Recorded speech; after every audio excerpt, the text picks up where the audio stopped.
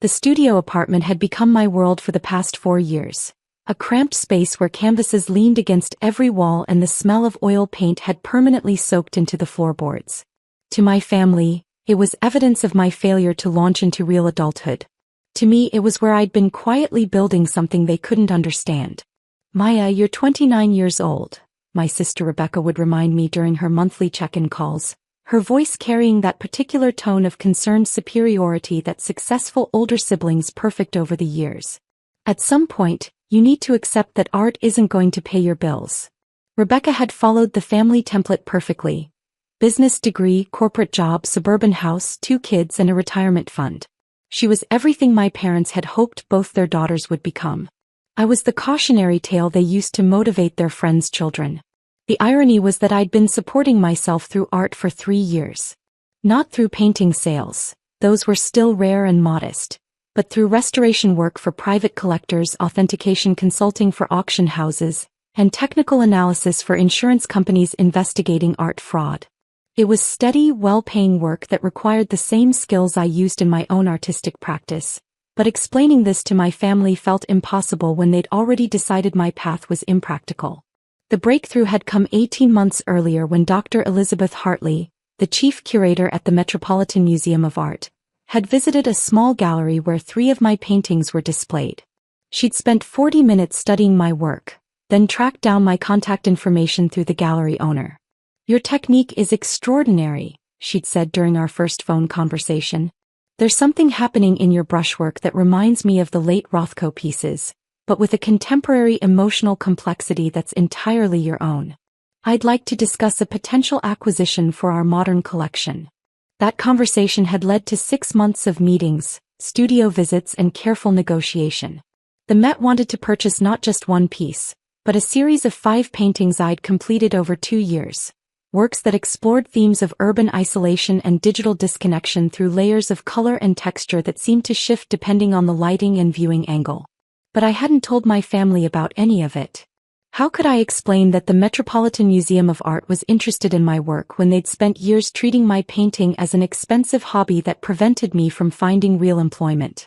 How do you announce that your art is being considered for permanent acquisition when your sister regularly suggests you apply for administrative assistant positions? The silence had become a habit, a protective barrier against the well-meaning criticism that had eroded my confidence for years. It was easier to let them worry about my impractical choices than to risk having them dismiss achievements they wouldn't understand or believe. The acquisition had been finalized 6 months ago, but the Met's exhibition schedule meant the paintings wouldn't be displayed until their upcoming Contemporary Visions showcase. In the meantime, I'd signed with a prestigious gallery in Chelsea, sold 8 pieces to private collectors for amounts that would have shocked my family, and been featured in Art News as one of 30 artists under 30 changing contemporary painting. But at family gatherings I remained Maya who played with paints, and needed to consider more practical career options. This Sunday's extended family dinner at my Aunt Karen's house had followed the predictable script. Rebecca had updated everyone on her promotion to regional sales director, her husband's new position at a tech startup, and their plans to renovate their kitchen. I'd listened politely, contributed appropriately, and deflected questions about my own life with vague references to staying busy with projects. "Projects," Rebecca had repeated with that familiar mix of affection and exasperation. "Maya, we're all adults here. You can call them paintings. We know you're still trying to make this art thing work." Aunt Karen, my mother's younger sister and a retired high school guidance counselor, had nodded knowingly. "There's no shame in having creative hobbies, Maya, but at your age you need to think about building something sustainable. Maybe teaching? Art teachers have good benefits." I'd practiced this conversation so many times in my head that my responses had become automatic. "You're probably right," I'd say, or, "I've been thinking about that too." Anything to avoid the exhausting process of explaining a career they'd already decided was unsustainable. The suggestion about teaching wasn't new. It surfaced at every family gathering along with ideas about graphic design, more commercial, art therapy, helping people, or museum work, at least it's art-related. What they didn't understand was that I was already doing exactly what I wanted to do, and it was working better than any of us had imagined. My cousin Jessica, Rebecca's 17-year-old daughter, had been scrolling through her phone during most of the dinner conversation, occasionally rolling her eyes at the adult discussions about careers and mortgages and retirement planning. But when the subject turned to my impractical art career, she'd looked up with sudden interest. "Aunt Maya, didn't you say you were working on something big?" she'd asked, her teenage directness cutting through the diplomatic adult conversation. "Like something with a museum?" I'd felt the familiar tightening in my chest that came whenever someone asked direct questions about my work. "Just some consultation stuff," I'd said, hoping to redirect the conversation away from specifics. But Jessica had pressed on with the persistence of someone who hadn't yet learned to avoid uncomfortable topics. "But I thought you said it was the Met? That's like a really big deal, right?" The table had gone quiet in the way that happens when someone mentions something unexpected. Rebecca had looked at me with a confused expression, as if trying to reconcile this information with her understanding of my failing art career. "The Metropolitan Museum?" Aunt Karen had asked, her guidance counselor instincts engaging. "Maya, what kind of consultation work are you doing there?" I'd felt trapped between my habitual deflection and Jessica's obvious expectation of a real answer. "Just some technical analysis work," I'd said, which was technically true if you considered authenticity verification and condition assessment as technical analysis. But Jessica hadn't been satisfied with vague explanations. "Didn't they buy some of your paintings, though? I remember you mentioning that." The admission had hung in the air like smoke. Rebecca's fork had frozen halfway to her mouth, and I could see her processing this information against everything she thought she knew about my financial situation and career prospects. "The Met bought your work?" Rebecca had asked, her voice carrying a note of disbelief that stung more than she probably intended. "It's not as significant as it sounds," I'd said, falling back on the minimization that had become second nature. "They acquire lots of contemporary pieces. It doesn't necessarily mean anything." But even as I'd said it, I'd known how hollow the deflection sounded. The Metropolitan Museum of Art doesn't acquire work casually, and everyone at the table knew it. The conversation had moved on to safer topics after that, but I'd felt the weight of unasked questions and unexplored implications. Rebecca had kept glancing at me with an expression I couldn't quite read, confusion mixed with what might have been the beginning of reassessment. That's when Rebecca had launched into her familiar lecture about practical career choices, apparently feeling the need to reassert the established family narrative about my impractical life decisions. "Stop wasting time on art projects," she'd announced to the table, her voice carrying the authority of someone who'd been successful in traditional ways. "Maya needs to start thinking seriously about building a real career. She's talented, but talent doesn't pay the bills." Aunt Karen had nodded emphatically, her years of counseling teenagers about realistic career expectations clearly influencing her perspective. "She needs practical skills. Something with steady income and benefits. Art can be a wonderful hobby, but it's not a sustainable career for most people." The conversation had felt like a summary judgment on 4 years of work they'd never really tried to understand. I'd looked around the table at faces filled with genuine concern and misplaced certainty, and I'd felt the familiar resignation that came with these family interventions. "You're right," I'd said simply, because it was easier than defending work they'd already decided was worthless. But Jessica had been scrolling through her phone again, and her sharp intake of breath had cut through the adult conversation about my questionable life choices. "Oh my God," she'd said, her voice carrying the excitement that only teenagers can muster for unexpected discoveries. "Aunt Maya, isn't this you?" She turned her phone toward the table, and I'd seen my own face looking back at me from what appeared to be a news article. The headline read, "Contemporary Visions. Metropolitan Museum opens major exhibition featuring rising artists." The photo showed me standing next to one of my paintings in the Met's contemporary wing, wearing the black dress I'd bought specifically for the opening reception 3 days earlier. Behind me, a small crowd of art world professionals examined my work with the serious attention that museum exhibitions command. Rebecca had taken Jessica's phone with trembling hands, scrolling through the article with an expression of growing shock. Maya Rachel Thompson, 29, is one of 15 artists featured in the Metropolitan Museum's Contemporary Visions exhibition, which opened this week to critical acclaim, she'd read aloud, her voice barely above a whisper. The silence that followed had been different from the usual uncomfortable pauses in our family conversations. This wasn't the silence of people avoiding difficult topics. It was the silence of people processing information that completely contradicted everything they thought they knew. Aunt Karen had leaned over to see the phone screen, her expression shifting from confusion to something approaching awe. Maya, this says the exhibition runs for 6 months and features work from emerging artists who are reshaping contemporary painting. It calls your pieces haunting meditations on modern isolation with technical mastery reminiscent of the abstract expressionist masters. The words hung in the air like physical objects.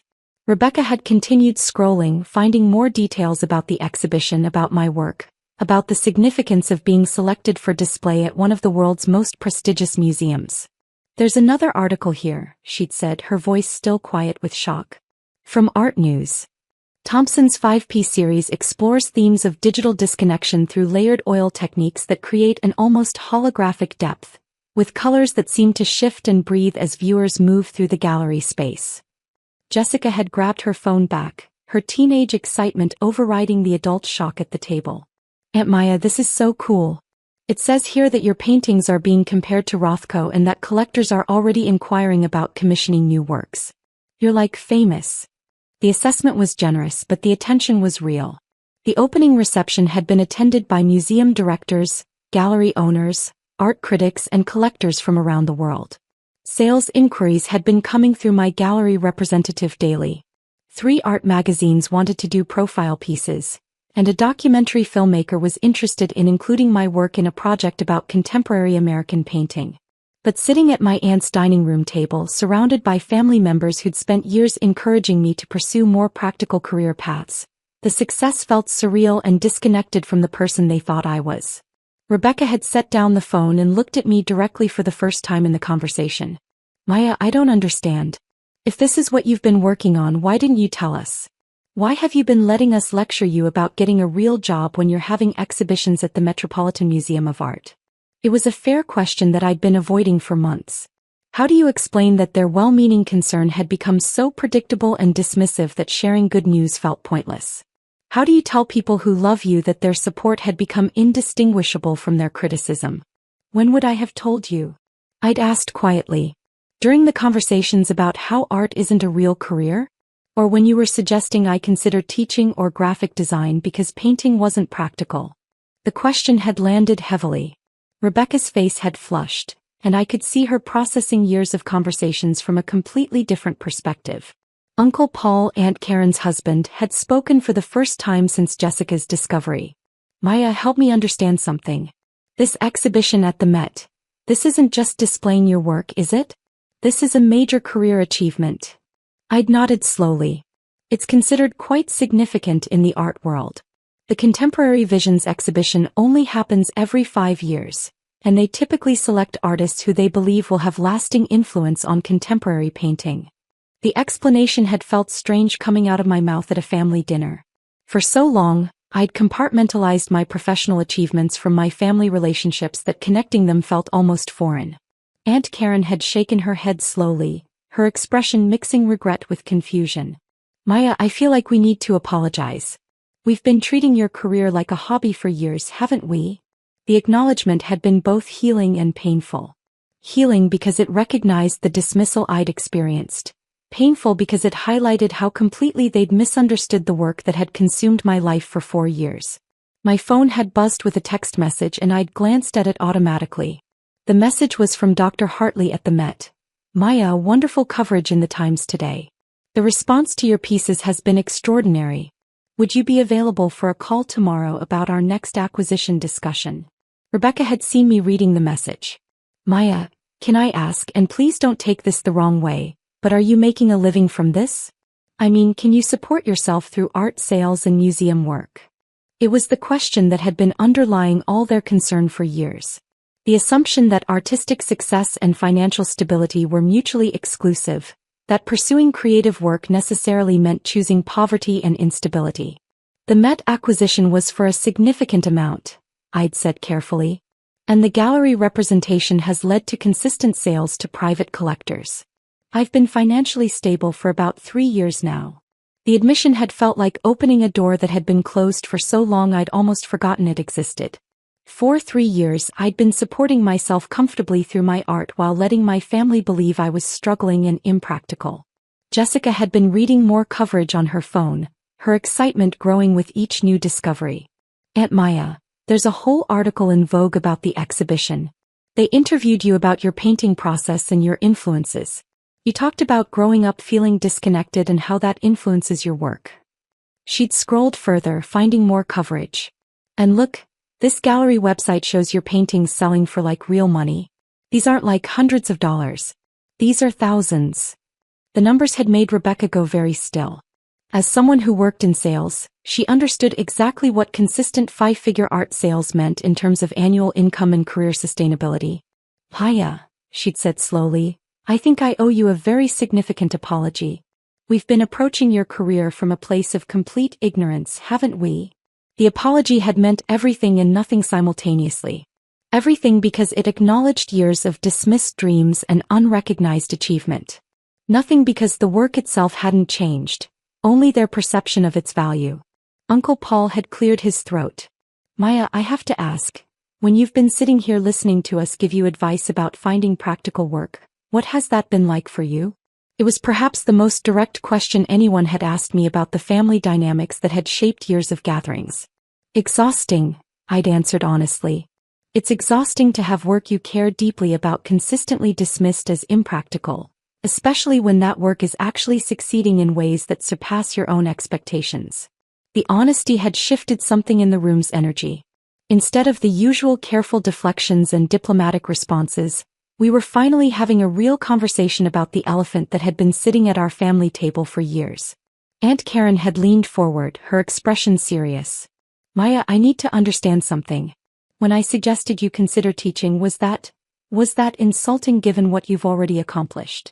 The question had touched on something I'd been processing for months.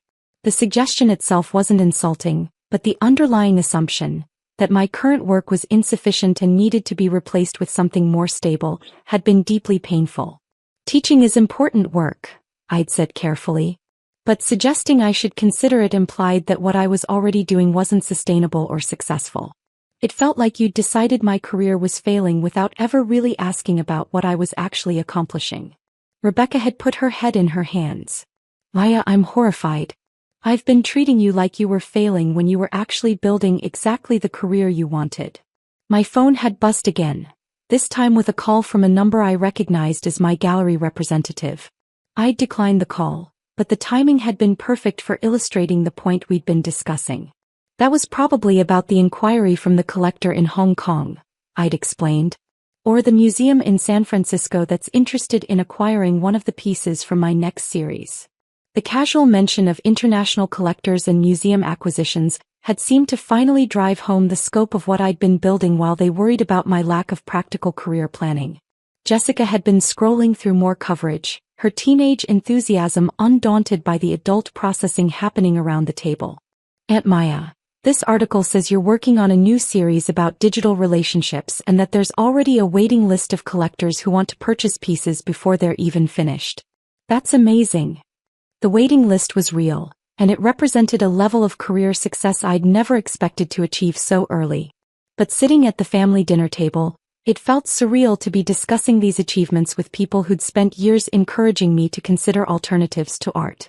Rebecca had looked up from her hands, her expression mixing regret with something approaching pride. Maya, can you help me understand how we got this so wrong? How did we completely miss that you were building a successful career?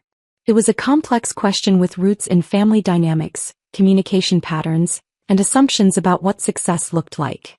But the simple answer was that they'd decided artistic careers were impractical and had interpreted everything I told them through that lens. I think you saw the struggle of building something and assumed that meant it wasn't working, I'd said. Art careers don't follow traditional timelines. There are years of development, skill building, and relationship cultivation before the visible success emerges. From the outside, it probably looked like I was spinning my wheels. Uncle Paul had nodded thoughtfully. And we kept encouraging you to abandon that process in favor of immediate stability. With the best intentions, I'd added, because their concern had always come from love, even when it felt dismissive. The conversation had continued for another hour, with family members asking questions about my work, my process, and my plans that they'd never asked before. It felt like meeting them for the first time as the person I'd actually been for years rather than the person they'd assumed I was. As I'd prepared to leave that evening, Rebecca had pulled me aside for a private conversation. "Maya, I need to say something," she'd begun, her voice serious in a way I rarely heard from her. "I've spent years believing I was the successful sister and you were the one who needed guidance and support. I realize now that while I was building a traditional career, you were building something much more significant and personally meaningful." The acknowledgement had been profound, not because it changed anything about my work, but because it recognized the different paths to success and fulfillment. "Your success doesn't diminish mine," I'd assured her. "We just chose different definitions of achievement." She'd hugged me then, and for the first time in years, it had felt like she was hugging the person I actually was rather than the person she thought I should become. Driving home that night, I'd reflected on how strange it felt to finally be seen by my family for who I'd been all along.